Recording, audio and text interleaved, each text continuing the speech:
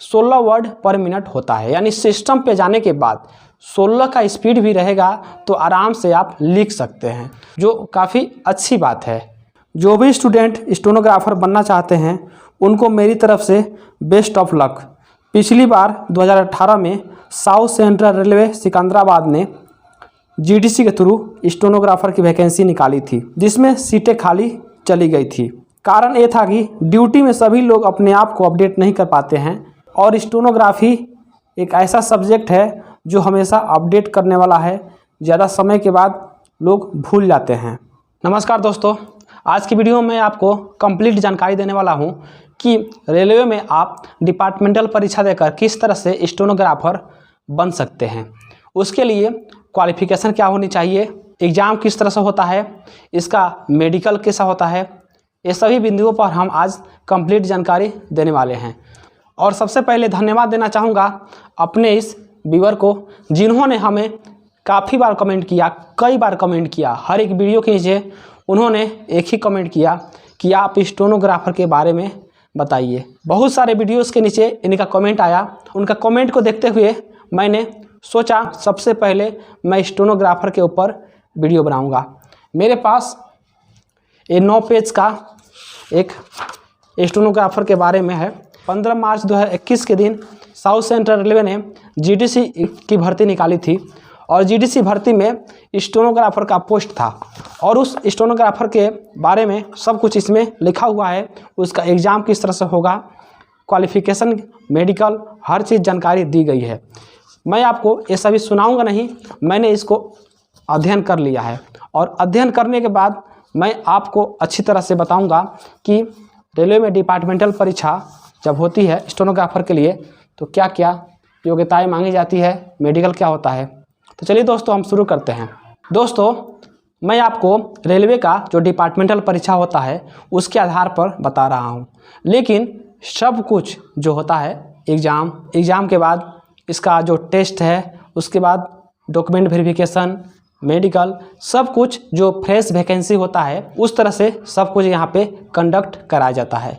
इसलिए सभी लोग इस वीडियो को देखिएगा और सभी को यह वीडियो फ़ायदा करेगा। यदि आप रेलवे एम्प्लॉई हैं तो भी आप इस वीडियो को देखिए, अन्यथा आप रेलवे एम्प्लॉई नहीं हैं तो भी आपके यह वीडियो बहुत ही काम आएगा।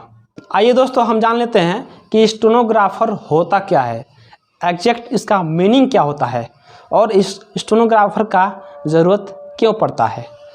एक उदाहरण के लिए मैं आपसे बोलूं कि मैं जो भी बातें कर रहा हूं, मैं जो भी बोल रहा हूं, आप इसको लिखिए तो आप कहेंगे अरे ये क्या कह रहे हैं गुप्ता जी, ऐसा हो सकता है क्या? बिल्कुल हो सकता है।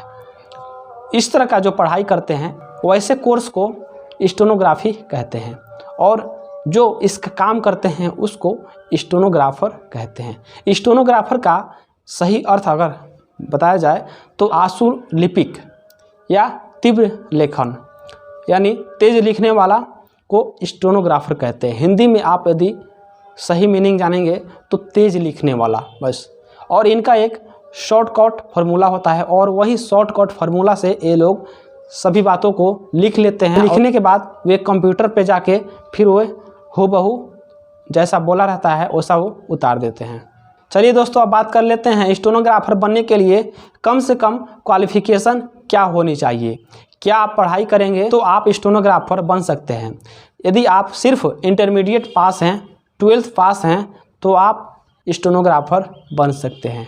इसके अलावा दोस्तों आपको शॉर्ट हैंड कहीं से ट्रेनिंग लेना पड़ेगा, आपको स्टेनोग्राफी का कोर्स करना पड़ेगा। आप जिस शहर में रहते हैं उस शहर में पता कीजिएगा, वहाँ पे इसके बारे में सिखाया जाता है।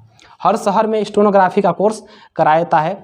अब दोस्तों इसके एग्ज़ाम की बात कर लेते हैं तो इसका एग्ज़ाम सिर्फ एक ही लिया जाएगा, उसके बाद शॉर्ट हैंड टेस्ट लिया जाता है। तो एग्ज़ाम इसका किस तरह से लिया जाता है ये हम बात कर लेते हैं। इसका एग्ज़ाम सीबीटी होगा यानी कंप्यूटर पे इसका एग्ज़ाम ऑनलाइन कराया जाएगा और यह 100 क्वेश्चन रहेगा। इसका जो अंक है 200 नंबर रहेगा, यानी एक क्वेश्चन के लिए 2 अंक निर्धारित रहेंगे और इसमें नेगेटिव मार्क भी लागू होगा। यानी आपका 3 गलत होता है तो एक सही आपका क्वेश्चन कट हो जाएगा, 1/3 नेगेटिव मार्क इसमें रहेगा। अब बात कर लेते हैं जो 100 क्वेश्चन रहेगा। 100 क्वेश्चन में जो 50 क्वेश्चन है उसको पार्ट 1 डिवाइड कर लीजिए, अगला 50 को पार्ट 2 डिवाइड कर लीजिए।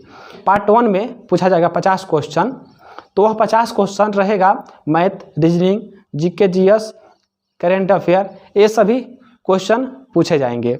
अगला जो 50 क्वेश्चंस रहेंगे वह 50 क्वेश्चन रहेगा जो भी आप लैंग्वेज चूज किए रहेंगे। मान लीजिए यदि आप इंग्लिश चूज किए हैं तो इंग्लिश से पूछा जाएगा 50 क्वेश्चन।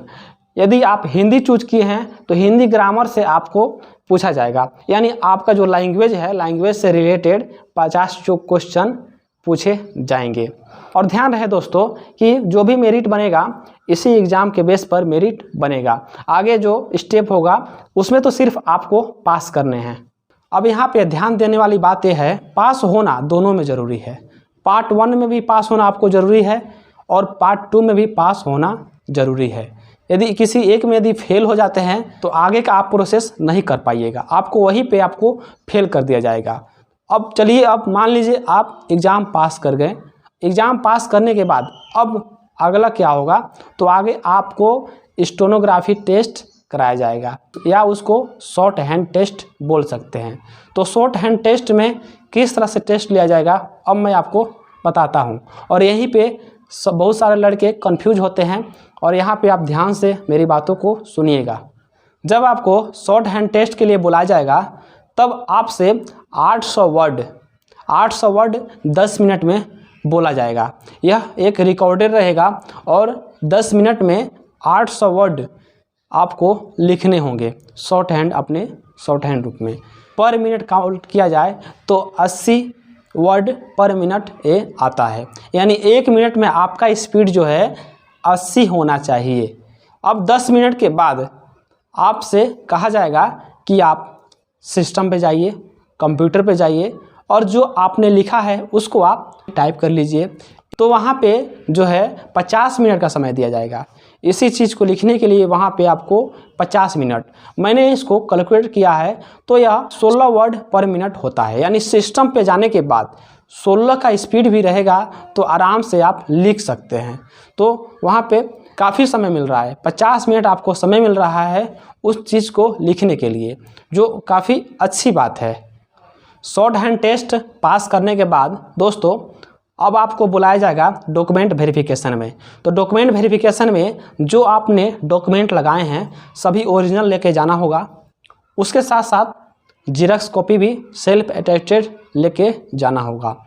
अब उसके साथ और क्या लेके जाना है, रेलवे का जो ओरिजिनल आईडी कार्ड है वो भी लेके जाना होगा।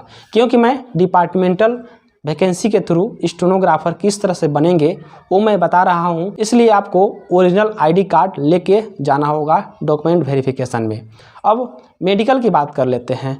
तो मेडिकल ज़्यादा कुछ नहीं है, मेडिकल इसका बहुत ही नॉर्मल है। इसका मेडिकल कैटेगरी की बात किया जाए तो C1 मेडिकल कैटेगरी इसमें मांग की जाती है।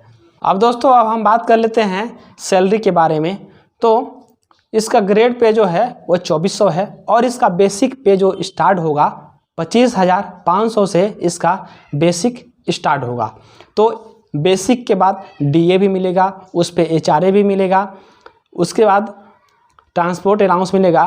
तो इस तरह से तो 35,000 के आसपास में इसका ग्रोस पेमेंट जाइए वगैरह यदि मिलता है तो और भी अधिक हो सकता है। ये रहा दोस्तों रेलवे में डिपार्टमेंटल परीक्षा देके किस तरह से स्टेनोग्राफर बना जाए, सभी बिंदुओं पर मैंने आज बात किया है। उम्मीद करता हूँ आपको पसंद आया होगा। मिलते हैं दोस्तों नई वीडियो में नई जानकारी के साथ।